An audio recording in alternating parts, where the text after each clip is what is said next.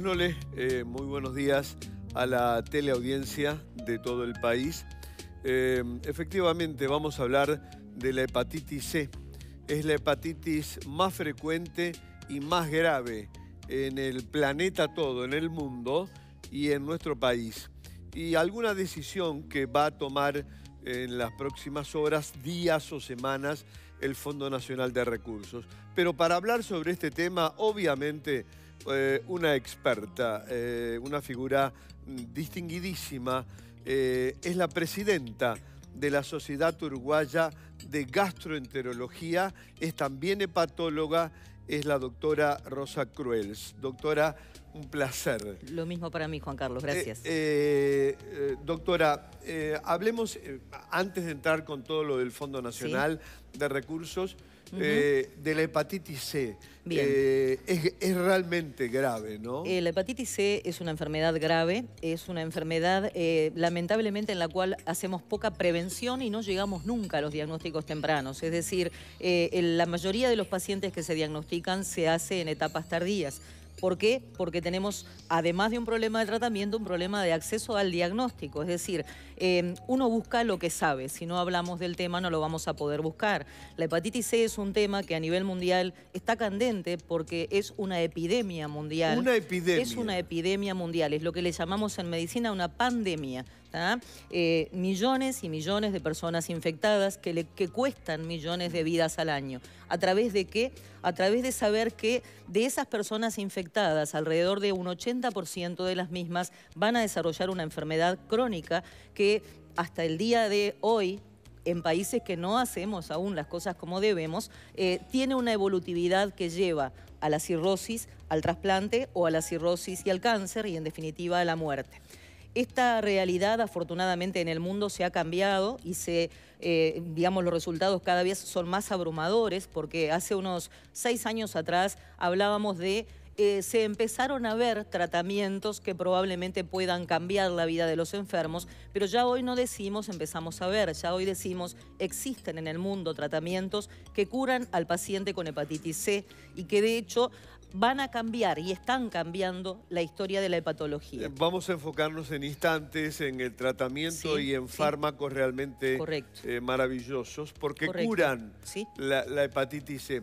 Estamos hablando de una enfermedad casi asintomática, doctora. Estamos hablando de una enfermedad asintomática, no casi, asintomática. Sí. Y esto es porque en realidad hasta que el hígado no está gravemente enfermo no da síntomas. Es un órgano muy fiel pero muy traicionero. Claro. Cuando el hígado deja de funcionar sus 2/3 partes, recién ahí empezamos a tener avisos. Salvo que por algún motivo en nuestros controles de sangre el médico nos pida algún estudio en el cual puede perfilar alguna alteración en la función o algún elemento de inflamación en el hígado. Pero en realidad estos estudios no son estudios que se pidan en forma rutinaria, aunque debieran por lo menos una vez en la vida hacerse. Vías de transmisión, vías de contagio más frecuente. Mira, la vía de transmisión más importante es la vía parenteral, es decir, a través de la sangre. El tema es que esto representa un amplio abanico de posibilidades en el cual vamos no a través del inyectable o a través de la transfusión, sino a través de cosas cotidianas, como puede ser el odontólogo, como puede ser la pedícula, la manicura, la acupuntura, los tatuajes o el uso de drogas que cada día está más difundido, sobre todo aquellas que provocan pequeñas heridas a nivel de las mucosas, como las inhalatorias, en las cuales el contacto de mínimas cantidades de sangre infectada pueden servir como vehículo de la infección. Esas son las vías más importantes. En el núcleo familiar, cuando hay alguien infectado, ¿puede existir riesgo de contagio?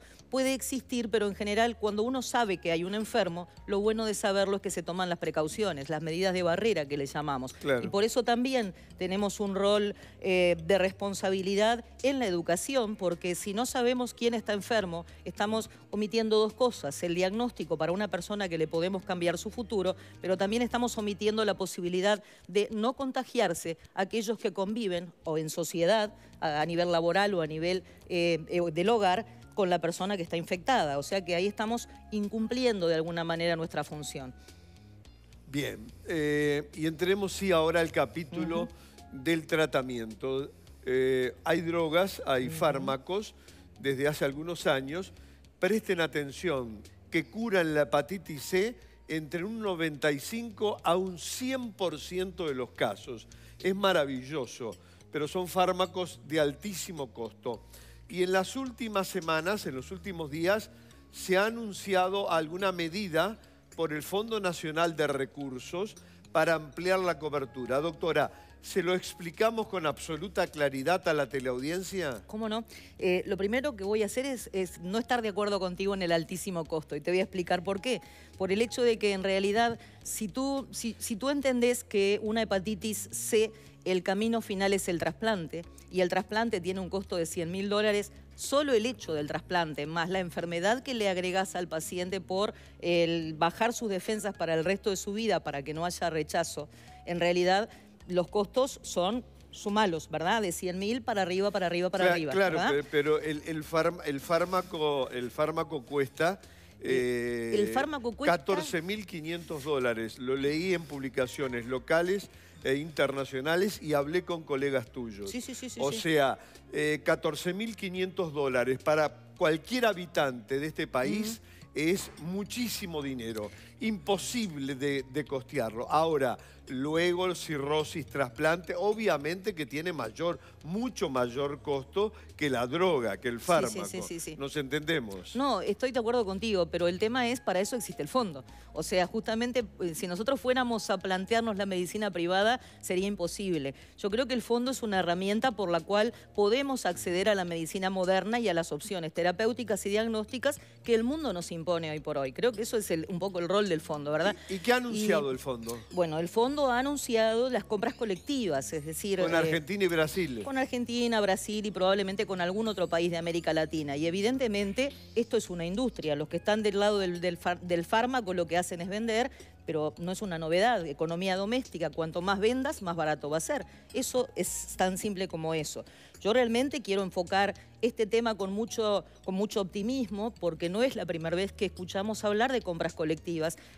Hace 2 o 3 años atrás también se habló de compras colectivas a través de OPS-OMS con países como Argentina y Brasil, y luego no soy yo para juzgar el motivo por el cual no se pudo ejecutar. Entonces, realmente quiero creer que en esta ocasión podamos acceder a eso. Y ampliaría un poco el espectro, la cobertura. Serían más pacientes con hepatitis C que tendrían este fármaco. Bueno, mira, para eso... O estos. Claro, el tema es así, Juan Carlos. Nosotros estamos muy disociados en esto. Hay muchos aspectos que tenemos que mejorar.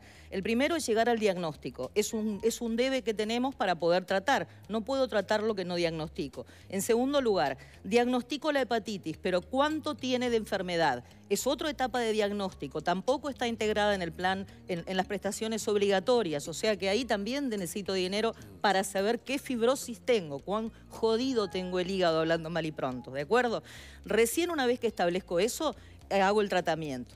Por tanto, yo tengo pasos, eslabones para llegar del primer lugar en el cual estoy, hepatitis C, a lo que me quieren plantear tratamiento, que no los tengo. Esa cadena no la cubre nadie.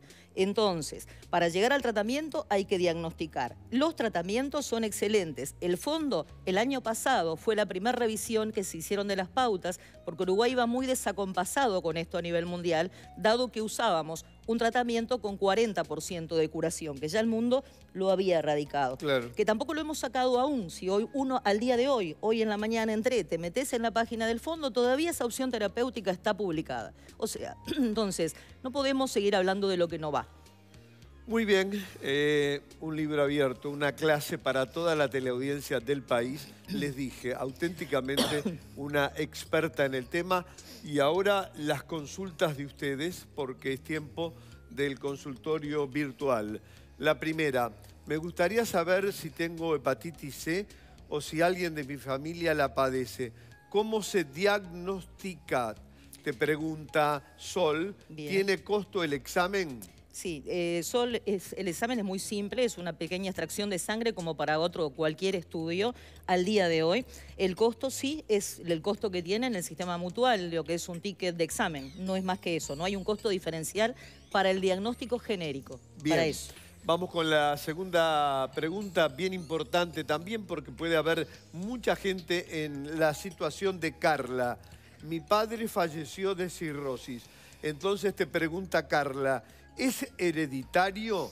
¿qué precauciones deberíamos tomar los hijos? Lo primero que hay que explicar es que la cirrosis hay de muchas causas y por tanto dependiendo de la causa es el cómo se puede o no heredar. Hay un grupo de enfermedades que llevan a la cirrosis que se llaman metabólicas, en las cuales se alteran, digamos, metabolismos de determinadas productos del hierro, del cobre, que sí tienen una base hereditaria. Estas enfermedades tienen un nombre propio y ahí sí hay que hacer consejo a la familia para la búsqueda y diagnóstico precoz. En el resto de las enfermedades es variable. En el caso de un alcoholista, bueno, si yo soy el que tomo y mis hijos no toman, en una cirrosis por alcohol yo no la voy a tener, es una razón obvia. Entonces, para responder esta pregunta, debiéramos de tener más datos. Doctora, un placer. Muchas gracias, Juan Carlos. Aprendimos mucho. Bueno, gracias. Y aprendió fundamentalmente la teleaudiencia. Nosotros nos vamos ahora al segmento de Junto a Ti, la entrevista a la